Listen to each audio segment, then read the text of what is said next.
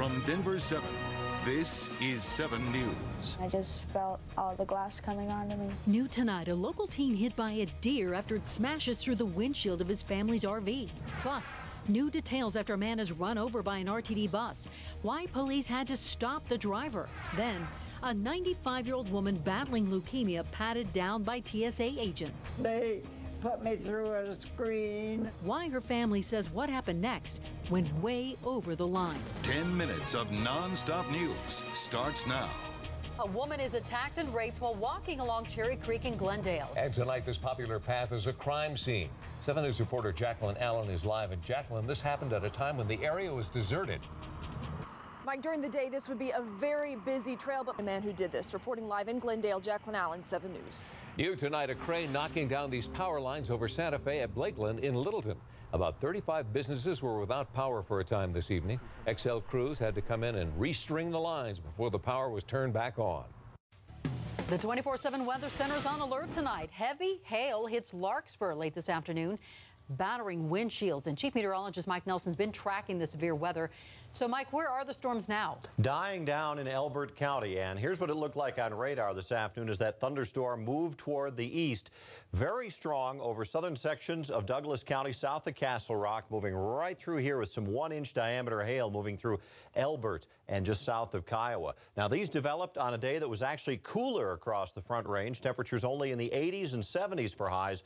But look out to the west and look farther to the west. There's some big trouble out there. Here are the high temperatures south and west of us today. That heat is heading back toward Colorado. What does that mean? Well, in the fire area up in Boulder County, it's going to be a fast warm-up tomorrow with the temperatures taking off, getting up close to 80 by the time we're heading out for lunch. And coming up in the 7-day forecast, some of the hottest temperatures of the year. I'll have that before the first commercial break.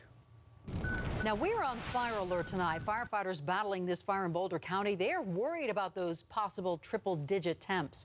The Maxwell fire in Left Hand Canyon is now 40% contained. And tonight, everyone is back home. Homeowners tell us they've grown wary of so many fires in recent months. It seems to be one after another. I slept pretty well last night. I wake up every now and again. We keep the window open in case there's an increase in smoke.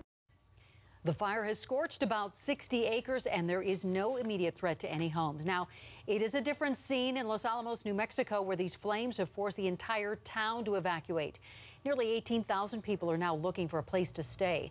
Los Alamos is home to the nuclear weapons lab that created the atomic bomb. 7 News is learning new details about this deadly collision involving an Amtrak train and a semi in Nevada.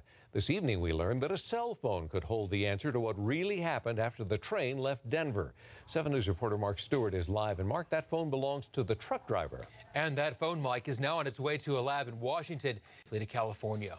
Live in the newsroom, Mark Stewart, 7 News.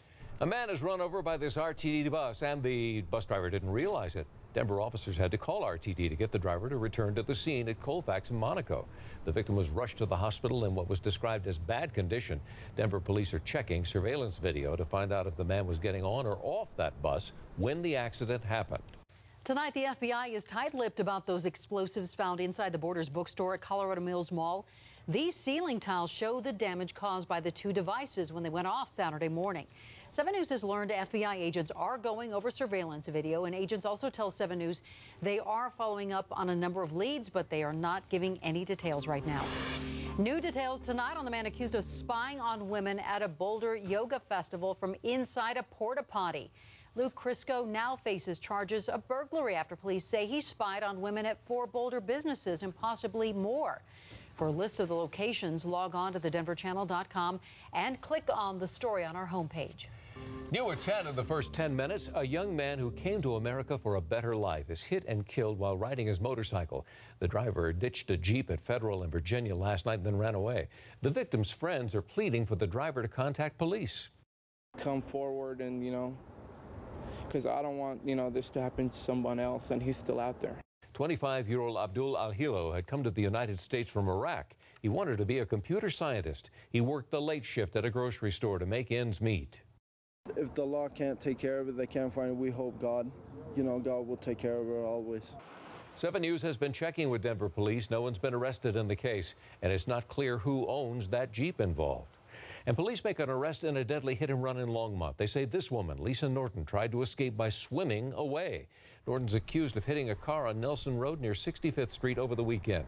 Witnesses say she climbed out of her driver's side window, jumped into nearby Clover Basin Reservoir, and tried to swim away. Thad Johnson, who lives nearby, couldn't believe it.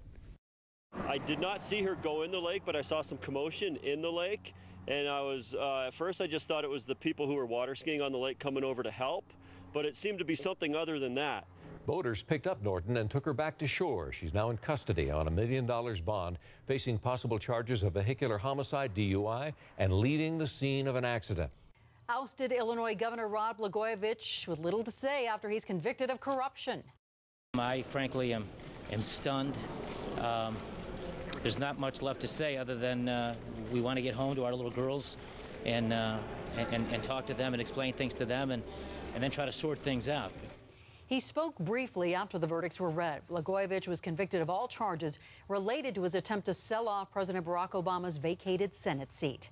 Now, President Obama jumping in to work on a deal to raise the debt ceiling. He sat down with Vice President Joe Biden and Senate Republican leader Mitch McConnell. Last week, talks broke down, and now there's a stalemate over taxes. Lawmakers have 5 weeks before the country hits its credit limit.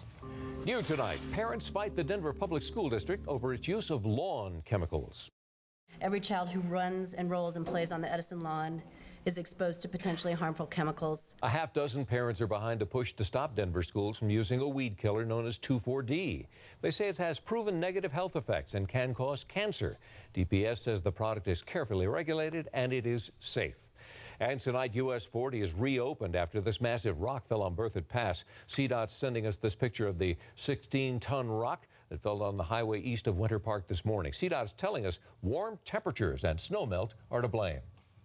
And we are following the latest developments out of North Dakota. This is the only way people can get around right now in Minot. People are using airboats to go through the swamp town and survey the damage.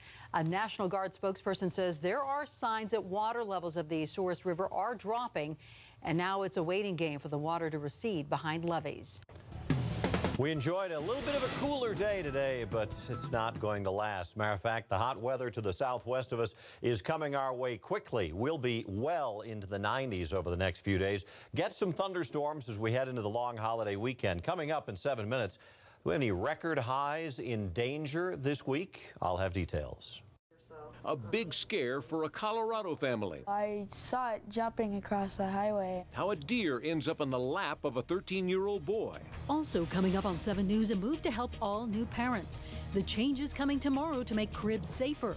Plus, getting too personal or following procedure. I guess I'm too old to care. You decide if TSA did the right thing, asking an elderly woman to remove her Depends for a pat-down. And in sports, why President Obama is posing with a Colorado Rapids jersey. You've been watching 10 minutes of nonstop news.